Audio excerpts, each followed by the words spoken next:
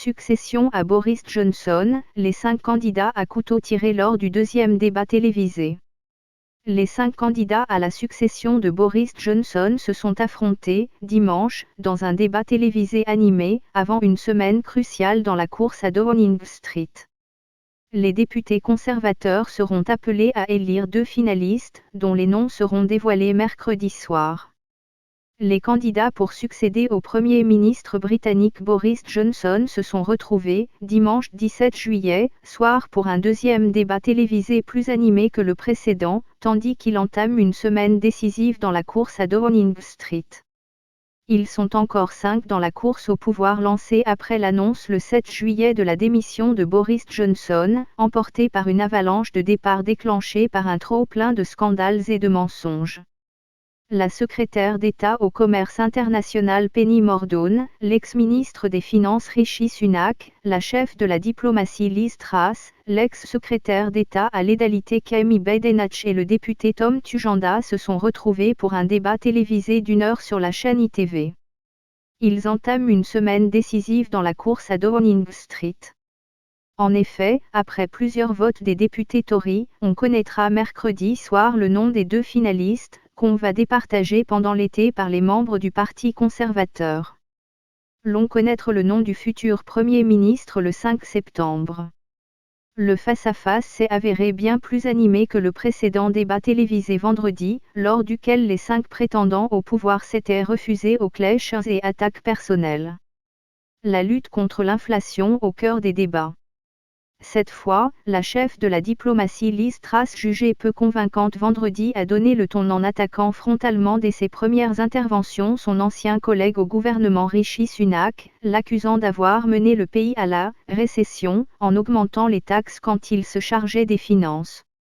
L'ex-ministre de la Défense Penny Mordaunt a aussi attaqué l'ancien chancelier sur le sujet, elle qui a suggéré d'emprunter pour faire face à la crise du coût de la vie qui étrangle les ménages britanniques, avec une inflation record à 9,1% en mai.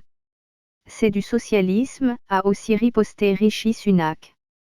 Même, l'ancien chef de l'opposition, Jeremy Corbyn, ne serait pas allé si loin. Liz Truss et Rishi Sunak sont à couteau tiré depuis le début de la campagne.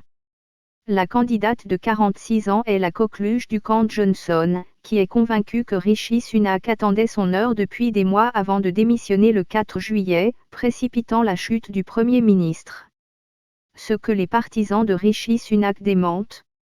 En passant à l'offensive, Liz Truss a tenté de combler son retard au moment où les bookmakers la relèguent à la 3e place derrière Penny Mordaunt et Rishi Sunak, au coude à coude. Après des mois de scandales et de mensonges sous Boris Johnson, les questions d'intégrité ont encore une fois fait débat abordé. Aucun candidat ne s'est dit disposé à nommer le futur ex-premier ministre dans son gouvernement. Des candidats embarrassés par Boris Johnson. Lors du précédent débat vendredi, seul Tom Tujanda avait répondu fermement « non » quand on lui avait demandé si le Premier ministre démissionnaire était honnête. Kemi Badenoch s'était contenté d'un « parfois » et les 3 autres avaient bafouillé des réponses vagues. À la fin du face-à-face, les candidats ont dû se positionner sur les questions environnementales. Mais le sujet, relégué au second plan des débats depuis le début de la campagne, a de nouveau fait l'objet d'un éclipsement en quelques minutes. Si tous les candidats, à l'exception de Kemi Badenoch, affirment qu'ils maintiendront l'objectif national de neutralité carbone à l'horizon 2050, ils n'en font pas une priorité.